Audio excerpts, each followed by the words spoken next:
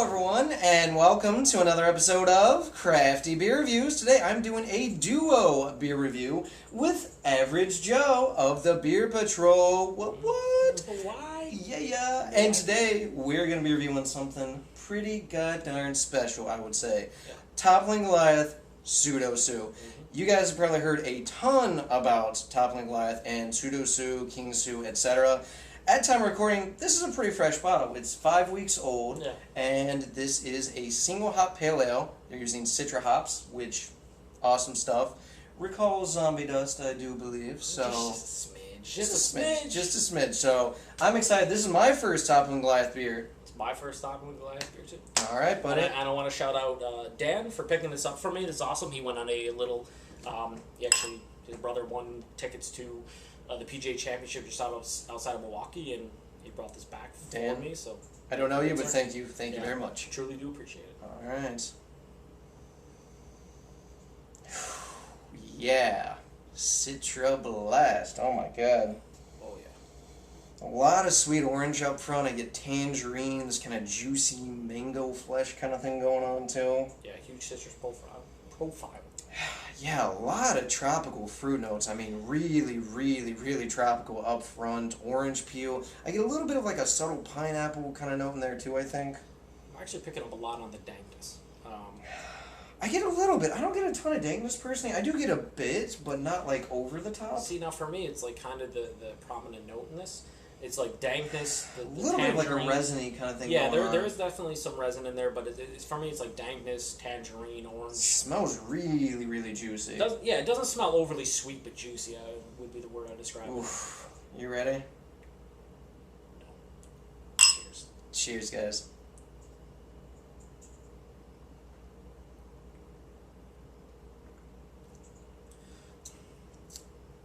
That's pretty nice. It's nice, but much milder than I expected. So yeah, it's not an explosion. No. It's not an explosion because the aroma made it seem like it was going to be like...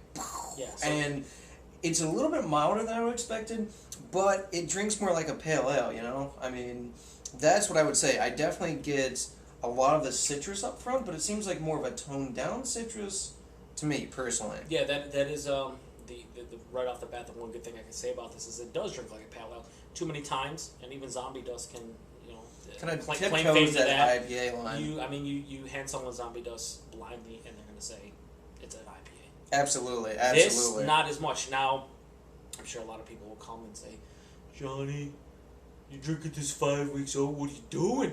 Well, it's gotta be 48 hours fresh from the brewery. And in a perfect world, it would be, but it's not a perfect world, so we're doing what we do. No, and honestly, a couple weeks, we should get what the essence of the beer is, and it's really good.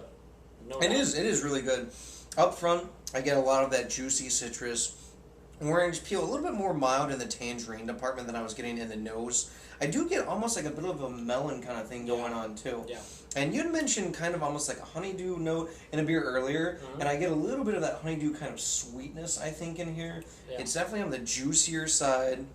And it does have a little bit of dankness in the actual taste, almost a slight bit of resin, but it's mostly the citrus, light on the tropical fruits though. It's more of a citrus taste, a little bit more on the tropical fruit notes and the actual aroma for me.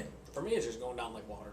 Simple fact of the matter is, drinking like a palate, it honestly does, and the drinkability is off the charts. I mean, yeah, it's light bodied. It's got like a really crisp, clean mouthfeel, and the bitterness is low on this one. It is mild. Again, it's like a pale ale, which is nice because, as you mentioned, a lot of tendencies I think nowadays are for brewing companies to go to an IPA sort of bitterness in a pale ale, and a lot of them just kind of tiptoe that line. I mean, we've even had some fatheads that taste more like IPAs than pale ales, but this is a legitimate pale ale. It's really delicious. It's crushable, easy to drink in the summertime. But I gotta say, after everyone just kind of like hyping the shit out of this, it's not quite what I was expecting, personally. I'm not gonna say I'm disappointed because I still think it's a great beer and I really like it, but don't go trading away a bunch of stuff for it either. That's the great thing about it is, like, we all have our personal preferences. I know, right? You always gotta say that, oh my god, it's your personal opinion. At the end of the day, it drinks really well. I really like, I'm getting, not a huge dankness, but I still think it's prominent profile for me. A lot of tangerine, orange, a little bit of grapefruit, some mango, some guava, some nondescript nondescript tropical fruits. Yeah, absolutely. Like I couldn't be like, oh, I gotta pinpoint this one. But I think just the drinkability is off the charts. Like if you pick up a 6-pack of this, no doubt you could drink it watching the game, just hanging out in the evening.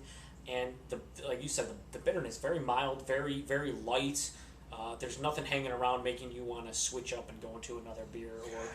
And I will say, I think too, something as I'm sipping this, it's something I could legitimately session on. Mm-hmm.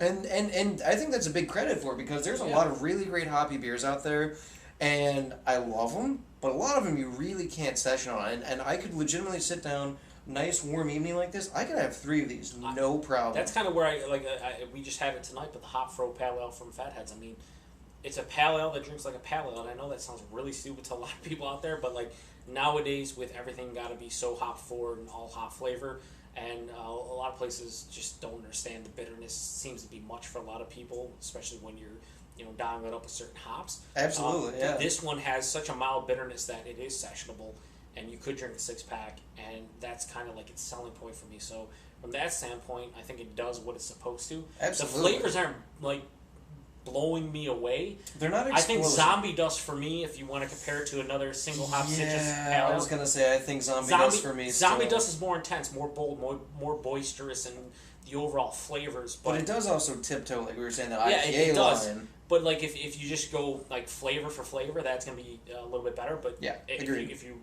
throw the sessionability into it, this one evens things out a little bit. I think it does. Yeah. Well, in terms of rating, what are you thinking? It is what it is. I mean, it says it's a single hop citra pale ale. It's drinkable. I'd probably give it low 90s, 92, probably 93, somewhere like so. 9.3 on your scale. On my scale, it'd be a 93, an A, and on a 5-point scale, like a 4.5 out of 5, 10-point scale, like 9 out of 10. Yeah, like that. And that's actually kind of funny, because the whole time I was mulling some numbers around in my head, and I kind of landed on 9.3 as well. I think it's a great beer. I'm loving it. I'm sure that it's even better, of course, fresh, because what hoppy beer isn't? Well, this is fresh. You mean fresher? Yeah. Because that's true. That's true. 5 weeks. It's not bad. I mean, if you get it 2 weeks, a week old, I'm sure things are going to be a little bit more intense. But 5 weeks, if your beer is falling off to the point where it's not that bold, it's kind of shitty in my opinion. Just in my opinion. True. I'm not saying it's bad. I'm just saying 5 weeks shouldn't be that different than 2 weeks. Like, not that significantly different. True. But it's really enjoyable. If you guys haven't tried it, it's certainly well worth trying. Again, just keep in mind, too, there's always going to be a level of hype behind certain things, and that's all I'm going to say. Really great beer. Dan, again, thank you for the hookup. Joe, thank you for bringing this on board, man. I really appreciate it. I can't believe I split a 12-ounce bottle with you. I'm an idiot. That's all the way I look at it, right? I agree, but I love it. Absolutely. I'm going to drink the rest of your glass. That's what's going to happen. That's fair. And then the rest of the bottle, and then your wife gets none, and then that's just how it happens. That's just how it works. That's how it works in beer tube land, I guess. Yeah, well, all right, guys. Well, that does it for this beer review. Joe, again, thank you for splitting the bottle. Remember, guys, please remember to rate, comment, and subscribe. Go check out Average Joe's channel. It's gonna be the shit. It's gonna be shit. Nope. That's the difference. Not the shit, it's shit. The shit. This should be one of the first videos, but if it's not, too bad. All right. Cheers. See you guys.